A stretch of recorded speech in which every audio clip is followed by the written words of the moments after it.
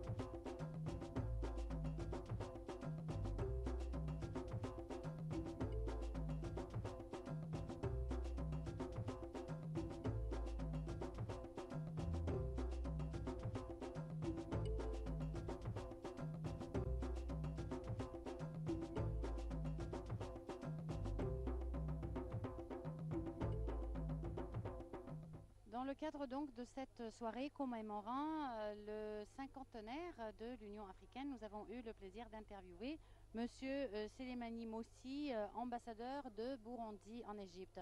Bonsoir Monsieur l'ambassadeur, nous sommes ravis de vous avoir avec nous. Bonsoir, madame. Alors, Monsieur l'ambassadeur, tout d'abord, votre évaluation de ces 50 ans de l'Union africaine. Oui, merci beaucoup.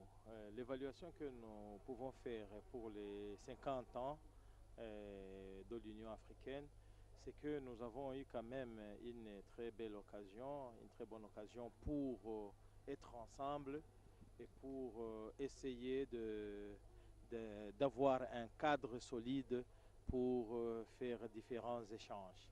Bien que les problèmes ne manquent pas, mais quand même avec ces 50 années de cette union, quand même il y a eu pas mal de résolutions pacifiques au niveau de l'Afrique. Monsieur l'ambassadeur, quels sont les principaux défis qui demeurent maintenant et qui font face à l'Union africaine? Oui, ce que nous pouvons dire comme défi, c'est que jusqu'à présent, nous n'avons pas encore eu donc, une solidarité très étroite jusqu'à présent. Mais quand nous regardons ce qui concerne le personnel, la volonté, nous voyons quand même que vraiment il y a à nous encourager parce que vraiment la situation sera très très bonne prochainement.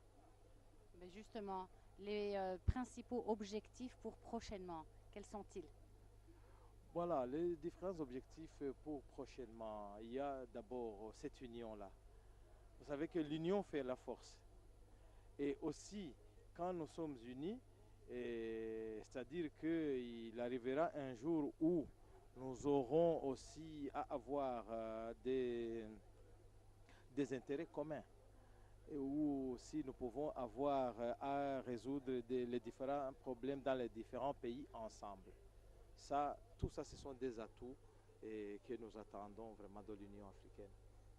Monsieur l'ambassadeur, les festivités du cinquantenaire de l'Union africaine, cette année sont assez importantes. Ils se sont étalés presque sur un mois en Égypte, chose qui n'était pas habituelle pour fêter l'anniversaire de l'Union africaine. Est-ce que c'est à cause du cinquantenaire ou bien c'est parce que, avec le printemps arabe, on a besoin de s'unir beaucoup plus? Voilà, merci beaucoup. Avec les deux choses que vous venez de parler, parce que 50 ans, c'est pas peu, hein, c'est un demi-siècle. Alors, vraiment, je pense que si on a la chance de vivre ce jubilé, c'est un jubilé d'or, je pense. Alors, je pense qu'on ne peut pas avoir une autre chance pour l'autre jubilé d'or. Et ça, vraiment, c'est la première raison et c'est la raison principale.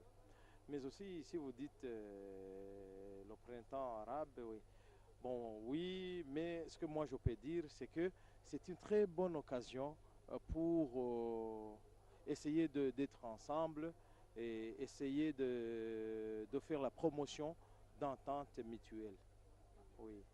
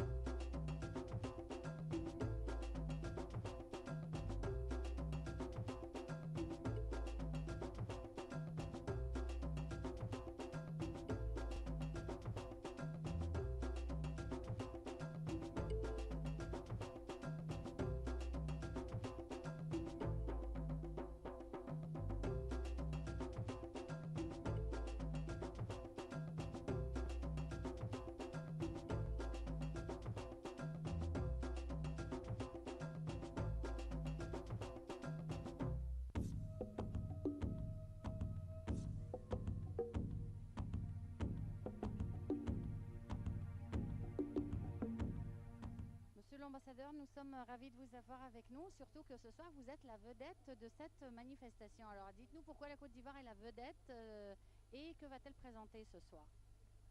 Oui, en fait, vous savez que c'est une manifestation collective organisée par le groupe des ambassadeurs africains accrédités au Caire et la délégation de l'Union africaine. Mais tous les pays ont apporté leur contribution, chacun à un niveau, un autre. Vous savez qu'il y avait un bazar, il y a eu du sport, il y a eu aussi des danses traditionnelles, il y a eu des conférences. À tous les niveaux, chaque pays a essayé de participer. La Côte d'Ivoire a participé à plusieurs niveaux, presque à toutes les étapes. Aujourd'hui est le dernier jour de ces manifestations, c'est le clou, c'est le gala, et on a obtenu que la Côte d'Ivoire présente ses activités, notamment un ballet national que le gouvernement a bien accepté de financer pour qu'ils viennent participer à cette manifestation importante pour les ambassadeurs africains, mais aussi un défilé de mode par une styliste d'une catégorie exceptionnelle parce qu'elle fait un travail authentique, un travail enraciné dans la tradition africaine en exploitant les matériaux locaux pour faire quelque chose de très noble. Et donc voilà pourquoi tout le monde est impatient, est accroché à ces activités. Et donc voilà pourquoi la Côte d'Ivoire va jouer un rôle important lors de cette soirée. Mais il y a d'autres pays, il y a le Ghana également qui a fait venir un orchestre, il y a le Soudan et le Soudan du Sud qui vont également présenter des prestations. Monsieur l'ambassadeur, il y a eu énormément de manifestations pour commémorer le cinquantenaire de l'Union africaine durant ce mois. Que cela a donné, à votre avis? En fait, toutes ces activités étaient une légitime manifestation de joie des Africains pour montrer que parvenir à être unis, à garder une même entité pour défendre les intérêts de l'Afrique pendant 50 ans, c'était un mérite. Vous savez que dans la vie, ce n'est pas toutes les institutions, toutes les personnes qui peuvent vivre 50 ans. La vie habituellement est hostile, elle est difficile. Et quand on résiste à 50 ans d'existence, c'est qu'on a gagné, c'est déjà une victoire. Mais il y a aussi le fait que, vous savez, il y a 50 ans, les pays africains venaient à la souveraineté et n'avaient pas de pouvoir sur la scène internationale. Ils ont été malmenés, on leur a imposé un ordre économique mondial totalement injuste. Il se trouve que nous avons 50 ans aujourd'hui. Et quand nous voyons derrière, malgré nos faiblesses, malgré nos difficultés, l'Afrique a fait beaucoup de choses en parvenant à changer un certain ordre économique international, en parvenant à changer certaines choses.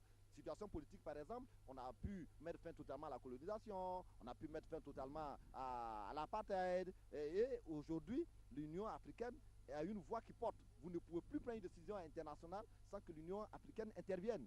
Et que ce soit quand la Ligue arabe et l'Union africaine travaillent ensemble, c'est difficile de passer. Et c'est ce qui a permis, par exemple, à l'organisation de la Palestine, l'autorité palestine, d'avoir le statut d'État aux Nations Unies. Parce que, justement, d'État observateur, parce que, justement, l'Afrique, parlant d'une seule voix, est une force. Et quand elle soutient un pays, quand elle soutient un continent ou bien une organisation, ça marche. Et donc, ça peut dire que l'Afrique a une personnalité grâce à l'Union africaine. Et c'est pour cela que nous nous réjouissons. Et c'est le bilan que nous faisons. Même si nous sommes conscients qu'il y a des difficultés, que tout n'a pas été rose, qu'il y a beaucoup de choses qui restent à faire et que nous sommes déterminés à agir ensemble et à surmonter nos difficultés. Vous allez vous focaliser durant les 10 prochaines années sur quoi exactement? Durant les 10 prochaines années, en principe, depuis la création de l'Union africaine, l'aspect économique devrait être la priorité de l'Union africaine. Mais il y a eu tellement de conflits en Afrique que l'économie n'a pas pu démarrer.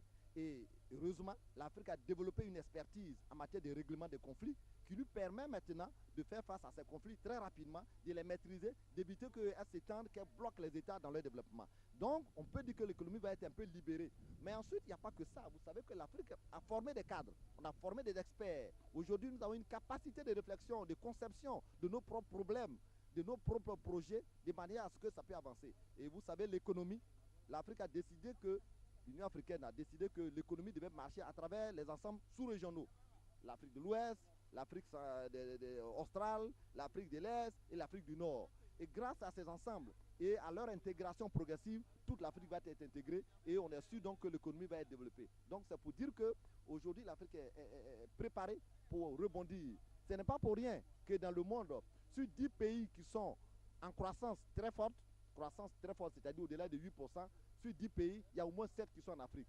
Donc au moment où le monde entier est en crise, l'Europe est en crise, les États-Unis ont des problèmes, l'Afrique, elle a des taux de croissance les plus élevés. C'est pour dire que c'est très bon signe et que l'histoire est maintenant en faveur de l'Afrique. Et même les hommes d'affaires savent qu'aujourd'hui, les horizons d'investissement économique, c'est d'abord en Afrique. Et l'Afrique a